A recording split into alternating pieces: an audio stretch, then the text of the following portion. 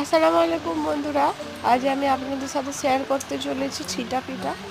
এই ছিটা পিঠা বানানোর জন্য আমি ব্যাটারটা আগে দিয়ে করে রেখেছি, কিন্তু আমার ভিডিওটা বানানো হয়নি, তার জন্য সরি। আমি কী লেগেছে আমি সেটা ভালোভাবে বলে দিচ্ছি। ছিটা পিঠার ব্যাটার বানানোর জন্য আমি এখানে নিয়েছি ময়দা, আর নিয়েছি নুন অল্প পরিমাণ, একটা গোটা ডিম নিয়েছি।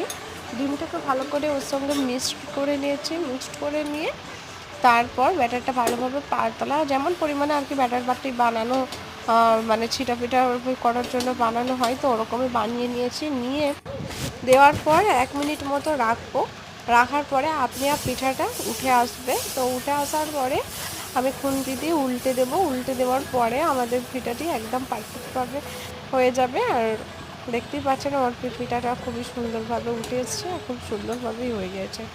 তো এইভাবে আমি সবগুলো পিঠা বানিয়ে নিয়েছিলাম। তো আপনাদের ভিডিওটি ভালো লেগে থাকলে সাবস্ক্রাইব, লাইক আর শেয়ার করতে ভুলবেন না।